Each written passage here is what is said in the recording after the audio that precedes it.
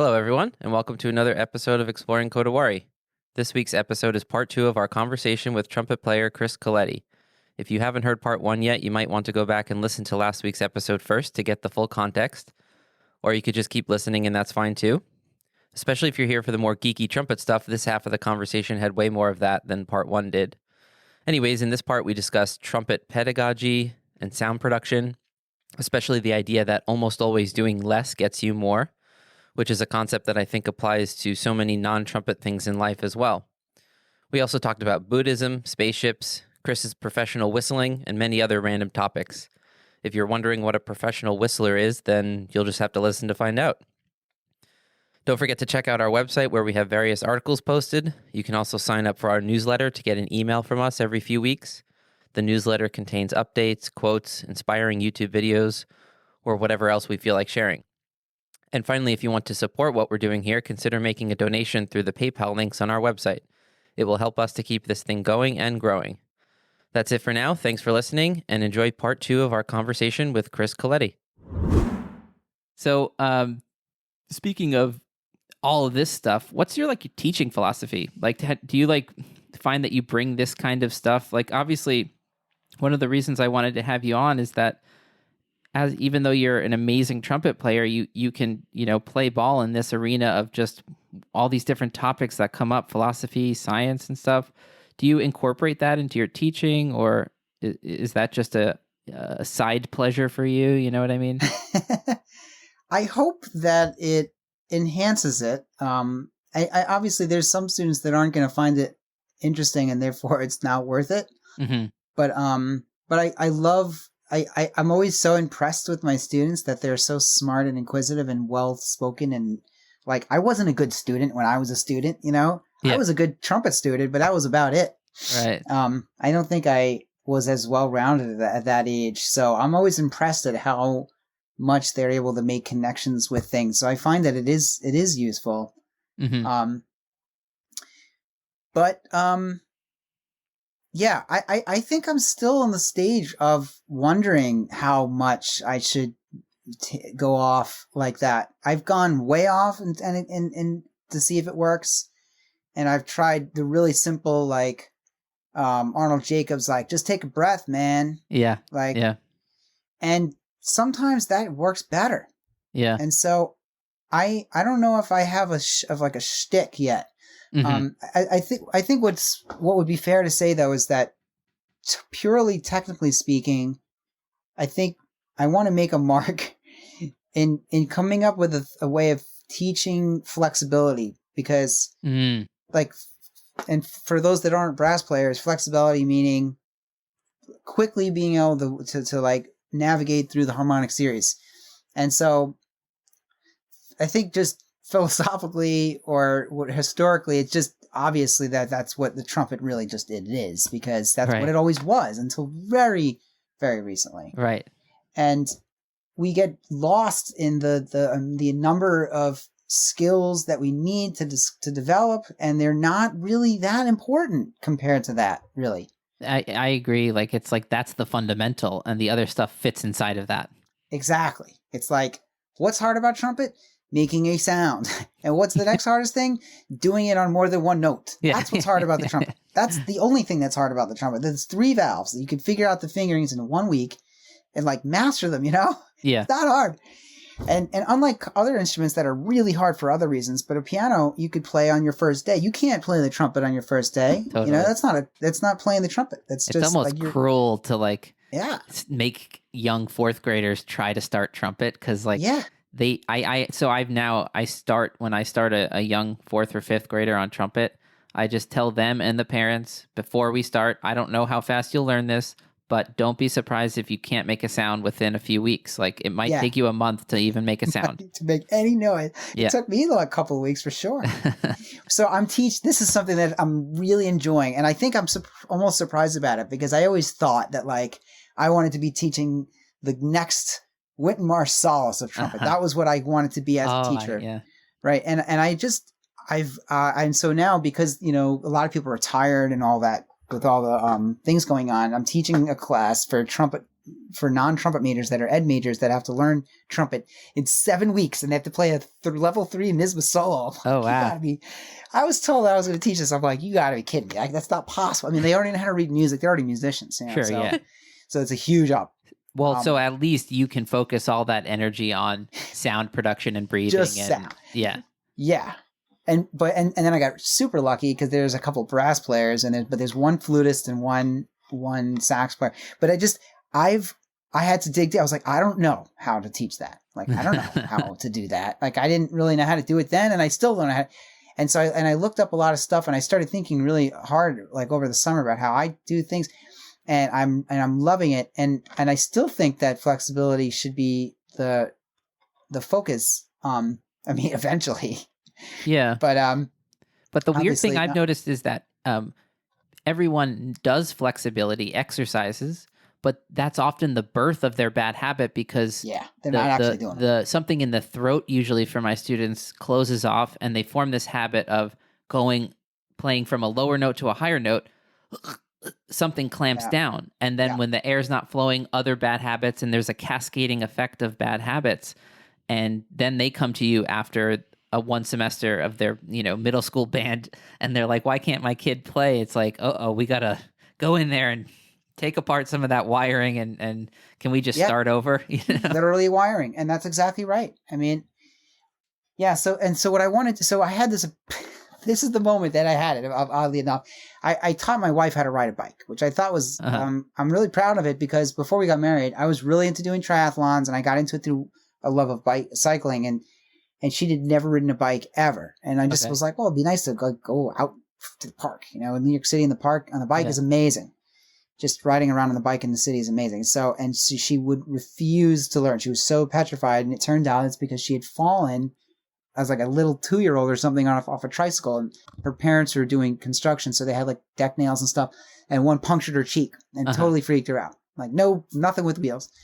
And so when I wanted to go teach her, I wanted to teach her the way I was taught, which is the way almost everyone is taught.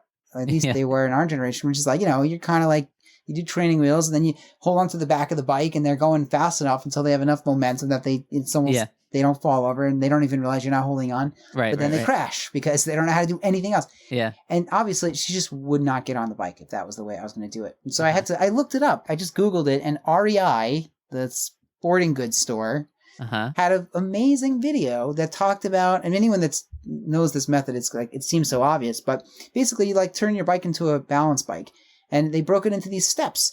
First, you just like basically walk with the balance bike, just take the pedals off, so your feet can touch the ground, they get comfortable. And once they're able to do that and have their feet, and like they're kind of scooting around, so their feet are in the air for like a second at a time, put the pedals on. And then after they're doing it for 3 seconds, put their foot on the pedal, then on the floor, foot on the pedal, foot on the floor. And then you teach them how to use the brakes. And by the time they're on there with their pedals and actually using them, it's not hard. You don't have to fall. Like all the myths you have to fail to succeed are kind of BS.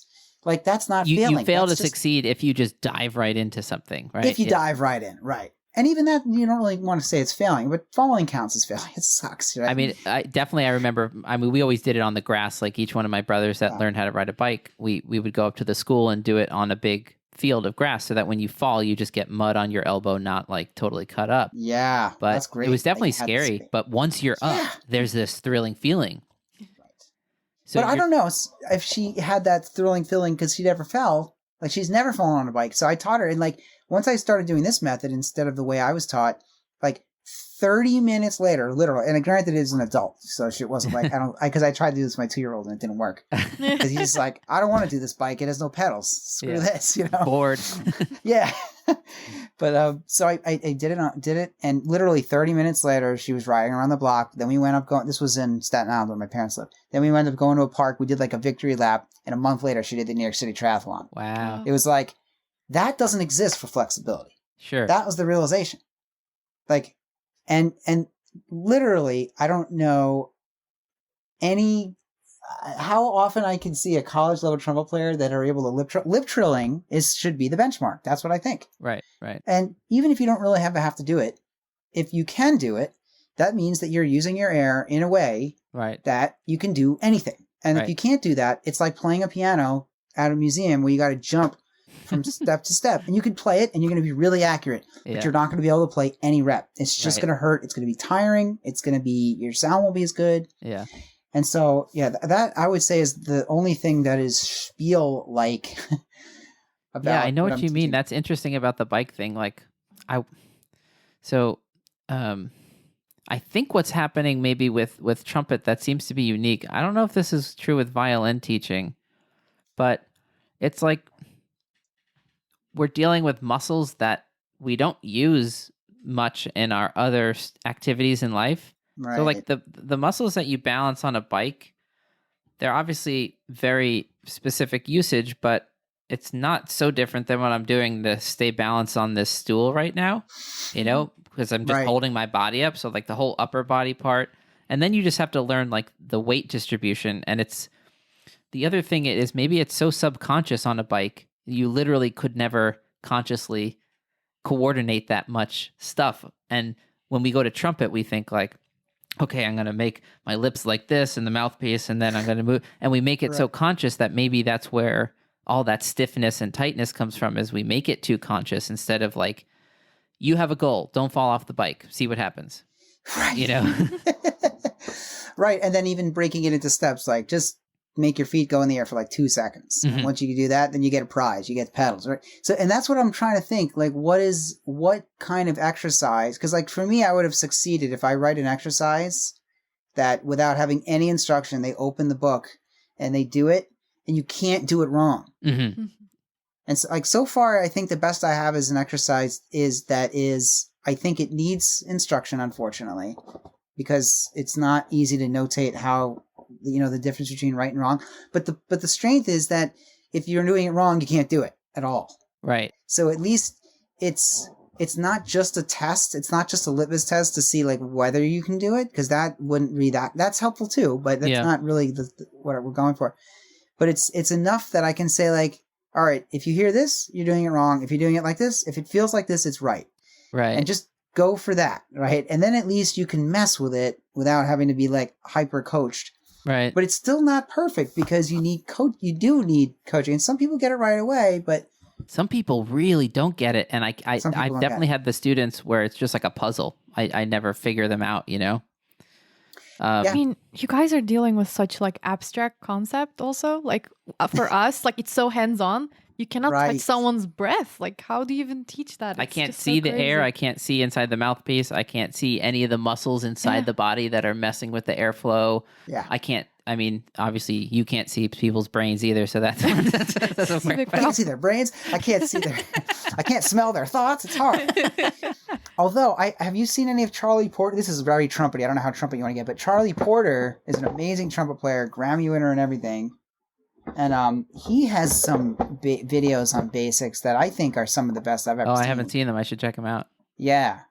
I mean, like he has like one on embouchure. It's like an hour long that I like was definitely watched. And then he has a book about it, how to form an embouchure. And I bought it because like I didn't know. He has a 4-step process. And I think that for forming an embouchure, because I did this in my first day of the class, and it's not a perfect test because again, some of them are brass players, but it was amazing. I was like, I didn't think they were going to make a sound for a couple of weeks, and then by like week 6, they were supposed to be doing their solo, preparing for their audition on the 7th week, and every one of them was able to play like from C to A. I was like, this is not normal, guys. And there was one person, she's a flute player, that was like, great, right? Yeah.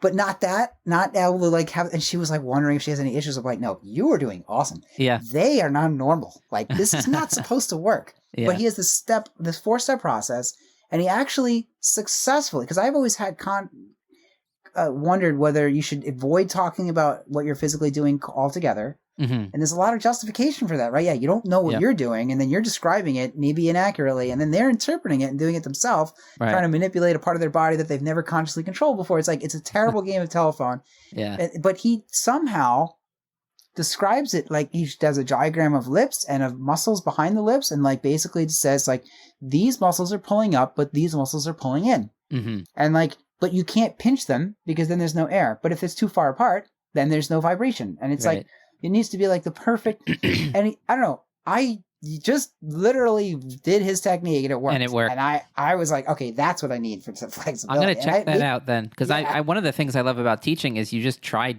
you guinea pig stuff on your students, you know? Yeah. You just want to help. That's whatever. I'll do whatever. Well, and also so all the students are different, so you actually have to and should be trying out different things and just seeing what works for what type of learner. Like I definitely have students where I just go, let's take a breath.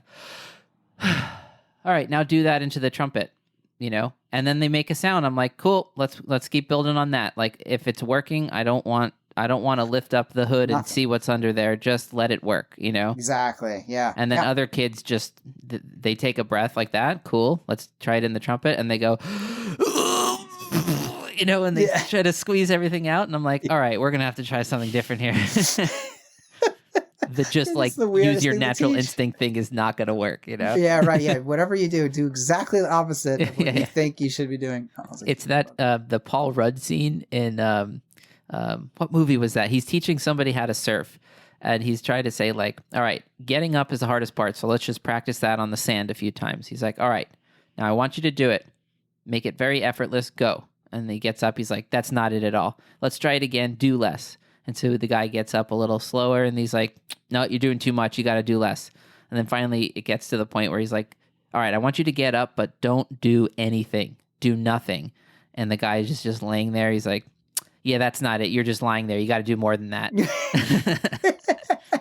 And I feel like I use that model of teaching a lot where I'm like, you need to do less. Less is more. You're trying so hard, do less. And then like they don't use any air. And then I'm like, you got to do more though. It's really hard to describe. You're right. Yeah. Yeah. And is violin like that at all? Like, do you have to like think about sound like that in the beginning, or you're just like getting at the beginning? It's ridiculous. Like, there's nothing really sound. Like, you don't talk about sound at all. It's just all technical. I mean, at least that's how I was like started by my teacher. So that's what I do. Because like you need to have like your technique in order to have sound in the future, and that's what we focus at first, which is really boring. And there's too many deal breakers probably in the beginning of violin. Yes. And then like kids don't get it. I got a mustache. You know what? I'm not so sure about this. Play the trumpet. Yeah, exactly. Yeah. Yeah. It's hard. I mean, they don't get it. Like why I just, get so frustrated with things, or like why they have to do things a certain way. So I think it can get really boring, I think, for kids. So at least they're making a sound, because it's even more boring when you're doing all that and there's nothing coming out but pain and frustration. Right. Discouraging. That's true. I mean, it's just every instrument's weird. You made a comment about piano earlier, and that's totally true. I always go, look, piano's easy, right? I go, the hard part of piano is way down the road, and the subtlety of touch and sound and articulation and all that stuff. But being able to play the beginning, repertoire that's not human. Like, I think if aliens came to Earth, they're going to be impressed with two things. One is the level that like a decent violin player can play at, and two is the level that a decent piano player can play. You're like, they're all humans, and that's like humans can do that. Like that's part of the human skill. What the hell is that? It's ridiculously polished. It's insane. Like high school student, like good high school students, not even amazing ones, playing like even if they're hacking through Tchaikovsky violin concerto, that's freaking ridiculous. Right. True. We're not doing that on the trumpet. Yeah, it's true. I mean, we're the best like high school version is where you go, wow, that kid has a sound. He has a nice low C. Yeah. Now that guy's got promise. Yeah. It's true. I mean, so when you look at youth orchestras, right, the strings are always really young, and the brass are often in college even though it's a youth orchestra. I know. When I was in New York Youth Symphony, I was in it my senior year of high school, and the whole brass section were undergrads at Juilliard, and then all the string players were like 14. I'm like, what's going on here? It's very strange. Although I have to say that's one of the cool things about music is that I never felt like age bias. Like I have friends in their 70s and, students that I feel like I don't feel like I'm talking to someone that's younger. Totally. Yeah, I know what you mean. It's cool. I think that the fact that normally in school you're placed based on age is so not, I mean, like if you've got any experience with kids, which you guys do, like, what do you want to do when you want your 4-year-old to behave? You don't put him in a room with 4-year-olds. That's the worst thing you could possibly do. That's when they're going to completely fucking bonkers. Yeah. Like, that's funny. But it is weird that that's the normal way to separate people out by age. It's like a terrible indicator of how they are going to perform at any given skill, too. It really makes no sense. I mean, for me, I loved being around older people when I was in high school. Like, me too.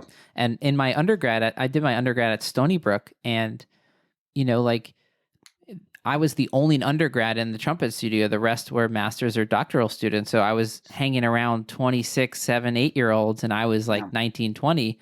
It was a little bit awkward socially, but at the same time, like, I just fit in better with those guys than with the, you know, kids that were undergrads. I don't know. You're right. Age is just a bad way. But luckily in music, it's like if you're getting along and you play well together, that's what matters, you know? Right. Exactly. Ready for some bonus questions? Finish us up. I thought that was the bonus question. Yeah. All right. Let's see. All right, so I saw in your bio you're a professional whistler. Yes. Now, funny enough, like my teacher at Stony Brook, Kevin Cobb, talked about whistling all the time and its connection to trumpet playing. Oh, nice. It's very connected. Speaking of all this stuff with balance of air and response and sound and stuff, but you want to tell me what that means? You're a professional whistler? Well, yeah, what do you think if you were to draw up like, well, yeah, you're not a professional whistler unless you've done this. What would it be for you? I would say, because this almost always happens when I Google something I didn't know about. Like, I didn't know that there was an AeroPress competition until I bought an AeroPress, you know? Right. I didn't know there were barista championships, so I'm guessing there are whistling championships, just like there are Rubik's Cube and all this stuff. Yeah. So did you win a whistling competition? Is that what you're saying? No, I didn't. No, that's interesting that you brought that up. No, I never actually did one of those, and there are whistling I knew it. championships. And I've Googled those before, because at one point I was like, I'm pretty freaking good at this. This is like, I don't really whistle that much because my wife hates it. Although I used it, that's how we met, and she loved it then. You're just walking around the kitchen like... I was whistling all the time. Yeah. And my roommate for years, we lived together, I think almost 10 years. So, and I moved there when I was in high school. It was really cool. When I had an unusual cool situation. My parents were okay with me moving away when I was in high school. So my senior year of high school, I had my own place on the east side, mid-east. Awesome. It was amazing. Yeah, I was sick. Nice. But it made sense because I was going to school in the city. Anyway, it wasn't like, it was nothing bad. It made sense. And so I was, and he was whistling constantly too. We were just like, there was whistling going all the time, and we were whistling hard things. We would like open up scores of the B minor mass and, you know, read off the clefs to like get our transposing up and like whistle through stuff all the time. And I started thinking like, man, I'm pretty good at this. And I Googled championships, and it's impressive, but it wasn't like, I was like, I could do that. Like if I decided to do that, I could totally do that. Sure. It didn't feel far off, but it is amazing. And I don't mean to discount it because I did do that. And you should Google it. Right. And I don't even remember the names because I haven't been into it because my wife really hates whistling now. It sucks. But when my You'll son need and I way more mattresses around you to join a whistling competition. I am surrounded by mattresses. I do need more mattresses. No, I've whistled on a lot of commercially available recordings, but it's sort of cheating because it's almost all of them are like Canadian brass albums that, you know, I had to say in what we did, and I thought it was a good idea, and it sounded cool. Yeah. So would you say you have a great whistling tone, or is it just like the flexibility, or like you have perfect pitch, right? It could just be that's a big factor too. I think I when I was really at my best, I had really good. Yeah, I had really good intonation in really technical passages. So I could do, like, I would do violin partitas and stuff. So I met my wife doing the E major violin partita by Bach. Partita. That's our intro music for this, right? Yeah. The Gavotte and Rondo. The Gavotte from the E major is the intro music. We just I can't even find a high E though. Nope. I can't. Nope.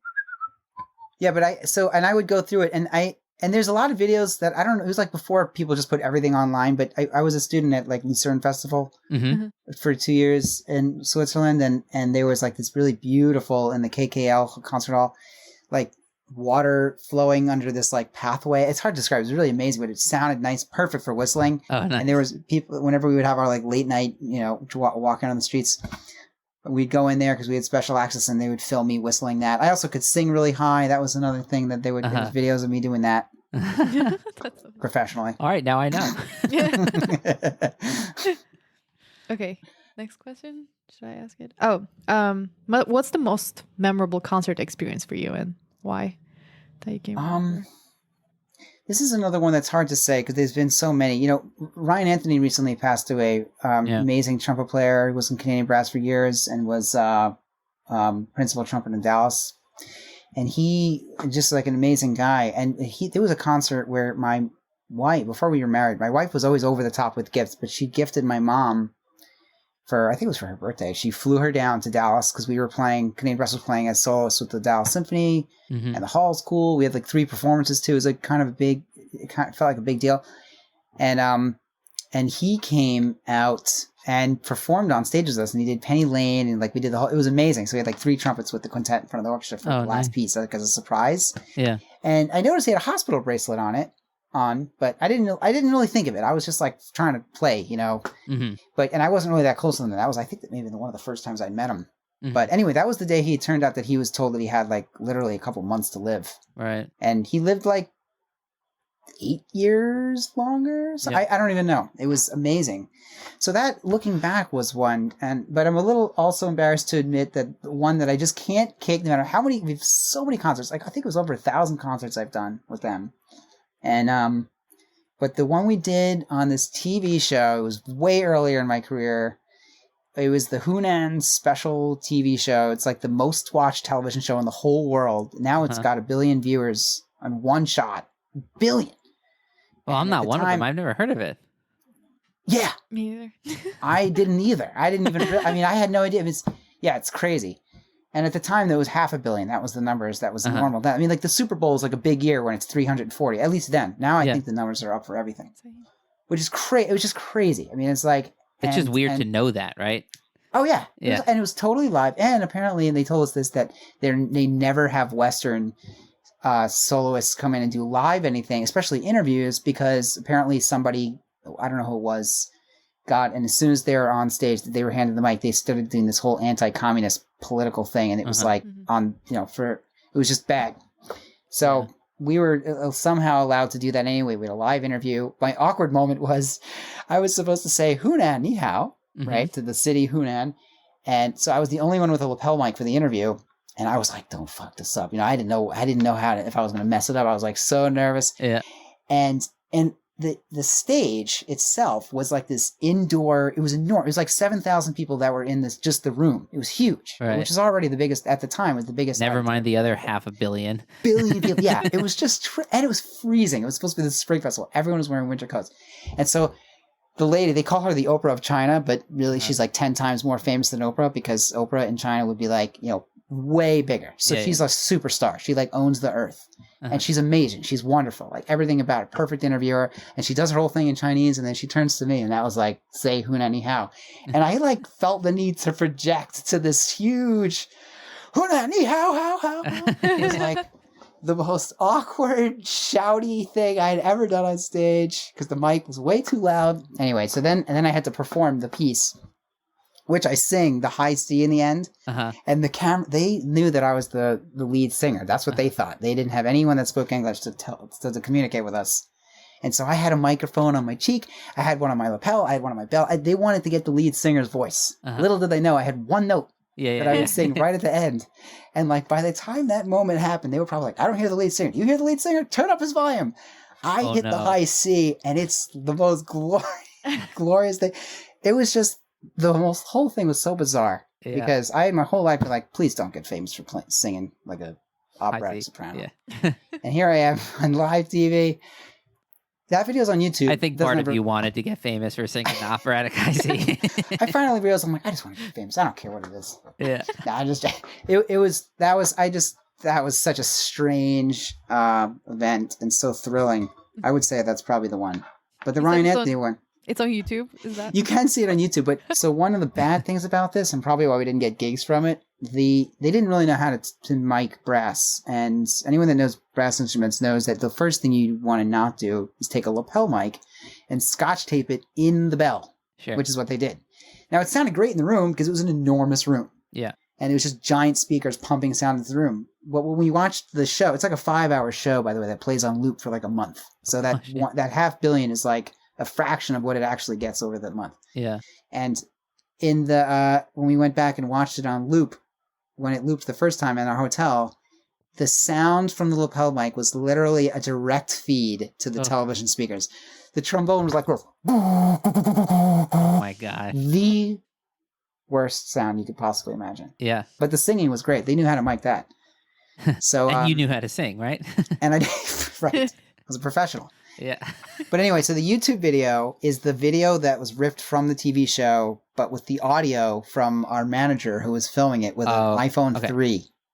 iPhone 3, whoa. It's like, yeah, it was back then. That's a while ago. Yeah. Even though it wasn't a while ago, like in the grand scheme of things, you know, like we're in the age of the iPhone, you know. It's true. Yeah. iPhone 3, that's almost as bad as iPhone, 2S. I mean, imagine trying to like send an email on an iPhone 3, you know. It would never happen.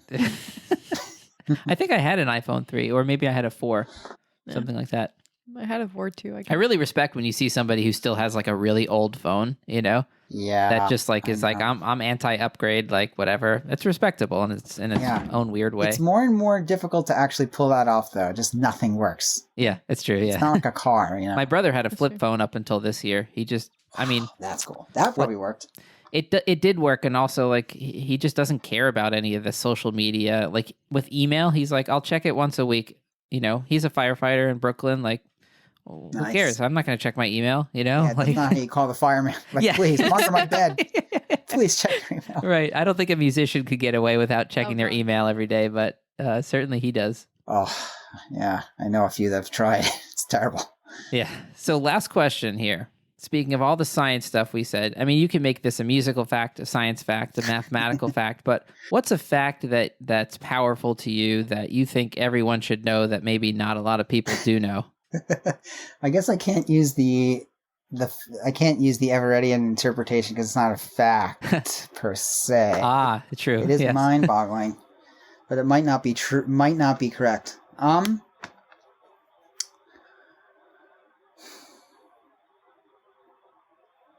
I'm blown away by a lot of things. Yeah.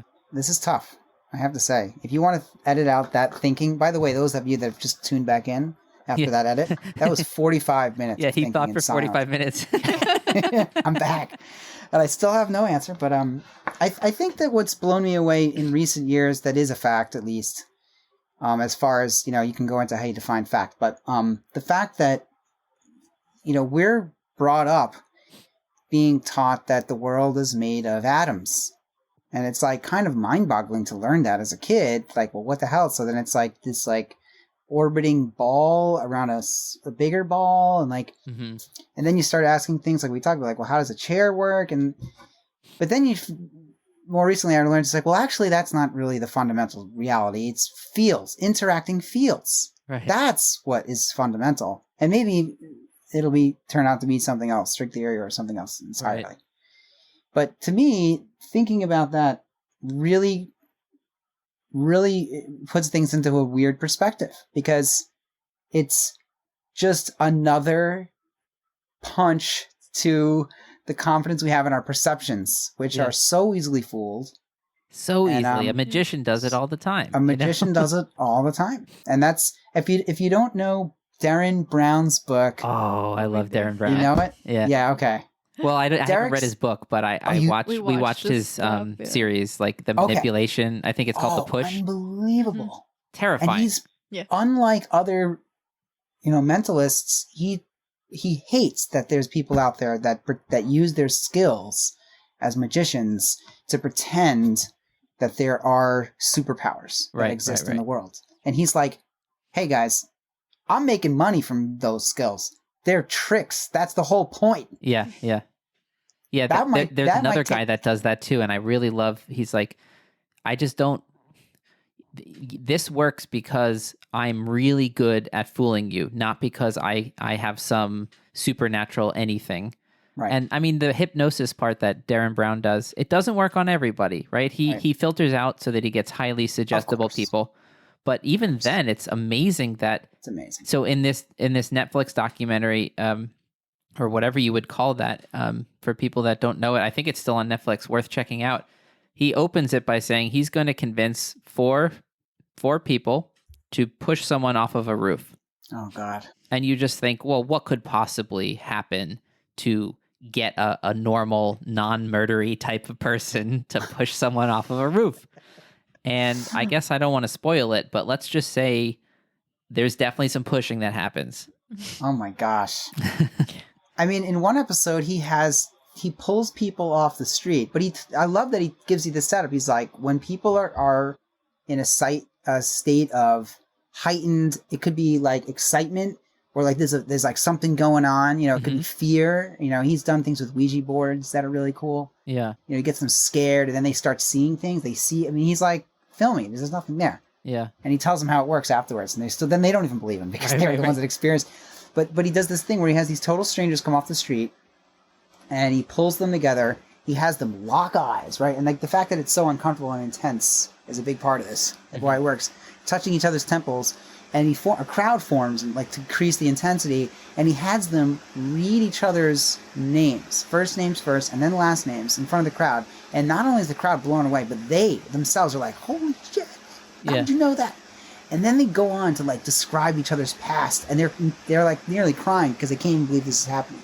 Yeah. And afterwards, he's like, "Well, what actually happens is there's so much pressure to succumb to the trick working that subconsciously they believe whatever the other person says." Yes. It's like, and it sounds so simple, but what the skill is, of course, setting it up so that it works. And of course, they filter out the ones that don't. But he does this on stage. You know, it's not like he's not just editing. I mean, but I would put that up there as a tie. The fact that I think we're all hopefully willing to admit that our perceptions are easily fooled. But on that level, and I read that book by Derren Brown. It's called Derren Brown, Tricks of the Mind. Because Derek Sivers, who might be my all-time hero, is in a talk with Tim Ferriss, actually said, "Okay, if you haven't read Derren Brown's Tricks of the Mind, read it. It's changed the way I think. Like, it permanently changed the way I think." Yeah. And I read it, and actually that's what got me going on to the Sean Carroll arguing with these various free will people and whatnot. Yeah. Yeah. And the theists. Yeah. Gotcha. Which really changed my life. So it was crazy. Actually thinking about that was where it actually started. But that's the Derren Brown stuff, man. That's enough to make you a little bit uneasy, just to know that your perceptions, I mean, bias doesn't exist at the level of thinking only. It exists at literally what data you think you're getting, you know? Yes. And it's so relevant now because politically, I think it was a lot easier. Have you seen David Letterman's new show where he interviews like these really huge guests? Oh, our friend Matt recommended it, but we haven't checked it out yet. I only saw a few episodes, and there was one with Jay-Z, and I didn't really know much. I've heard his famous songs, but I don't really listen to hip hop that much, and I didn't really know. I actually heard him speak more than I've heard his music, just because I love the guy more, and I don't really listen to hip hop that much. Yeah. And what was the connection here? Derren Brown? He says one of the great things, and I was sort of afraid when he said this, but about having Trump be president up until now, is that it's forced us to kind of reckon with a lot of things that we wouldn't have normally had to think about. Like, it's really easy, especially if you're white, especially if you're male, to sort of not even acknowledge a lot of really terrible things going on. Like, the data doesn't even come across your screen. It doesn't even come across. And then it could, and you could easily brush it off like, well, like, I even to myself, and I feel so horrible admitting this, but it's true. Like, I felt like, and I became more aware of it because the onboarding for to teach at Ithaca College was really intense, and they were trying to make you not be oblivious to biases like this. And I think they did a great job, but it was not as good of a job as our president, you know, and also things escalating to the point they have now. But I think that. Do you remember that Laurel Yanny thing that went the recording that it was like last year or 2 years ago? Yeah. There was a sound recording that became really popular and went viral online, where some people heard Laurel and certain people heard Yammy. So weird. Yeah. And I just think like it's so relevant to like politics, to any kind of argument you're in with someone. It's like, take a pause. It's possible you're not seeing or hearing or reading the same version of reality. And it's possible that it's none of our faults. It's just bias exists at the subconscious level where you don't even know what your ears and eyes are going to build as reality for you. Oh gosh, that gets into a whole thing that I won't even start, but I'll just, there's a guy, I'm forgetting Donald Hoffman, and he has a theory of consciousness called the user interface theory. And it's kind of like when you look at your computer desktop, you know that's not what's really going on. It's an interface so that you can interact with it. And so his claim is very much not Sean Carroll. His claim is that base reality is consciousness, and it's kind of a form of panpsychism where everything has some amount of consciousness. But like, who are we to think that what we're seeing and touching and the mathematical models we build, why is that real? Right. It's an even more mind bender than just normal consciousness. I can't even do it justice, but it's called the user interface theory. Yeah, I've heard about that. I mean, I think the thing that I appreciate about at least Sean Carroll's point of view, though, and maybe this is actually just pointing out your point, is as underlining your point that, like, how the heck are you supposed to know? Mm-hmm. And that's that you, yeah. Did your brain break? Switching sides. I can't decide which side I'm freaking on. That's what I love about these things, though. It's and I always wonder, like, from the psychology perspective, like, is it sort of like left brain, right brain? Like, that's kind of your internal dialogue, Like the right hemisphere is sort of big picture oriented. It's meant to deal with novel situations and chaos. And the left hemisphere is usually where language is for people. It's dealing with order and rules, and the left hemisphere becomes psychotic without the balance of the right, and the right hemisphere is like tripping on acid without the grounding of the left, I mean, it's weird when you think about the fact that when it comes down to which, belief system you decide to go along with, and not just like whether you decide to be religious or not and which religion in that, but like just like whether you decide you're going to accept reality as it is or dive deeper, or how deep to go. It just comes down to what's most convincing. Mm-hmm. And like the only reason the scientific method is mostly what people agree is the superior way is because it's more convincing, because you can logically form steps to how you got there. And it's so powerful, you can build spaceships with it, Right. I mean, nobody's building spaceships with Buddhism as much as so many beautiful truths come out of Buddhism. They're not objective truths. I think it was a good choice. I think it was a wise philosopher that once said, you can't build spaceships from Buddhism. Right. I think we should end it there then. That's fantastic. And by the way, this is not I love Buddhism. I'm not Buddhist, but I think if I had to choose, that'd probably be my choice. Oh yeah, me too. Yeah. I always say was it a couple episodes ago, we were talking about the baby in the bathwater problem with religion, that like too many people throw out the baby when they're getting rid of all the bullshit in religion. And Buddhism has the best ratio of like truths you can extract in a secular way without having to believe in supernatural things. True. Just like truths about how the mind works from the subjective experience, Right. It's actually astounding at how meaningful it still is, even with all the progress that's been made in Western psychological. I mean, it syncs up Western, so well with it, right? It syncs up really well with it. It's pretty astounding. I mean, there's some weird things there's a lot of things that sync up a lot of religions with modern concepts of thought, but there's a lot more weird things that conflict in a way that's like, all right, you either have to say that it's wrong or you're really stretching it, Right. But they were always vague enough that it's like, yes. I could say they, right? Those people? Sure. Those Buddhists. Them Buddhists. I mean, for me, the best one is like the modular model of consciousness and this really helps me with performing too. So when I get nervous, I don't go, I'm nervous or I have to play like, it's just like there are different modules that make up a person, and they're all fluttering in and out of awareness. And a lot of them are just rumbling under the awareness of consciousness. I mean, 99% of your brain is subconscious activity, and you're just the 1%, you know. Hey, we're all the 1% in something, at least. Maybe not economy, but I never had anything.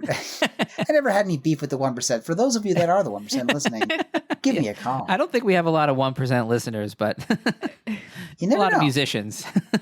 True. Yeah, well, thanks for coming on, man. This is fun. My pleasure. Yeah, I hope I didn't offend anybody with any of the topics that I've never said in public before. Oh, But, I think opinion. if anything, this whole podcast is offending Sean Carroll and anyone else that heard us try to represent their views. You know? If I offended Sean Kyle, I'd be honored, because that means that I've said something specific enough that he could actually be upset by it. I sent a tweet out yesterday, just like with somebody, some podcast service. I forget what it was, maybe Podchaser or something. They were just like, "Oh, recommend your favorite podcast," and so I was like, oh, if I recommend my podcast and another, it won't seem as bad. So I was like, oh, you should check out my podcast. I'll shamelessly plug that. And then I said, but I also love Sean Carroll's Mindscape. And then he favorited it. So I was like, Sean Carroll read what I wrote for a moment. Yes. I have a screenshot of a response he said to me once too. Oh, yeah? It's like, I was reading his book, The Big Picture, which I still think is like one of the greatest books ever written. I really like it.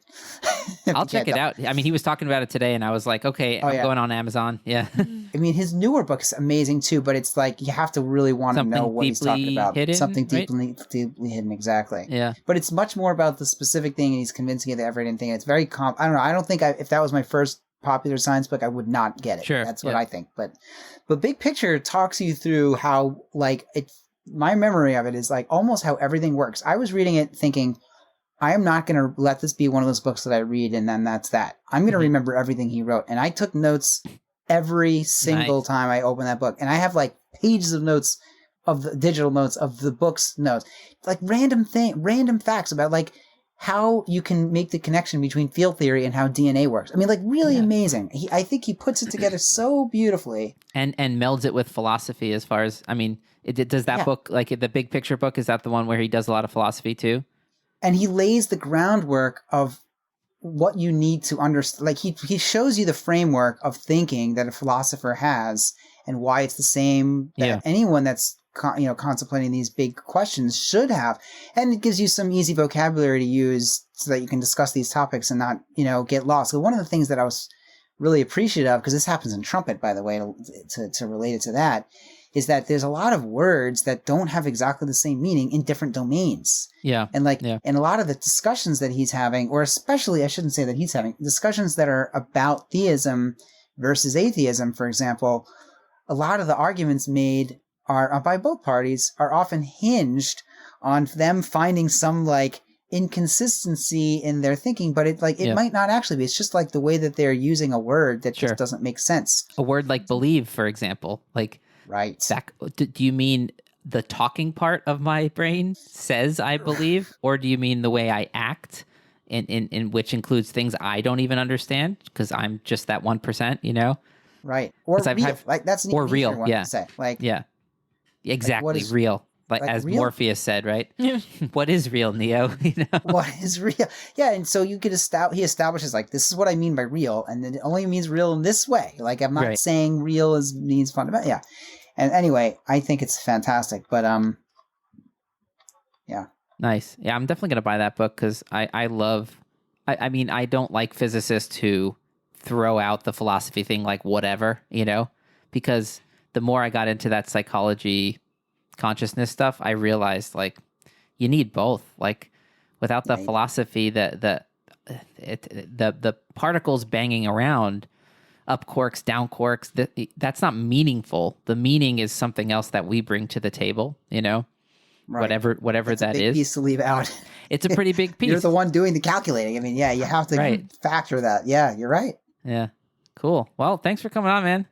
My pleasure. I hope you don't have to edit out too much of it. Oh, I usually don't have the time to edit much, so that 45 minutes of you thinking your most facts it'll be in there. It's making it. Any other questions, Bianca? You good? I think, yeah. I'm good. Cool. Please, no more. No. All right, see you, man. Thanks. All right, great to see you guys. Stay safe. You. All right, thanks for listening to this episode of Exploring Kodawari. If you enjoyed it, we hope you'll consider sharing it on social media and with friends. You can also help us out by leaving a rating and a review wherever you listen to podcasts. Those help us more than you would think. And if you'd like to help us out in a more substantial way, consider going over to our website to make a donation through PayPal. Links are in the episode notes for this. You can do this as a one-time donation or a recurring monthly donation. All of that support will help us to set aside time in order to create content for the podcast and the blog. And finally, please get in touch with us and say hi, either on social media or privately through email. We'd love to hear from you. Thanks for listening, and see you next time.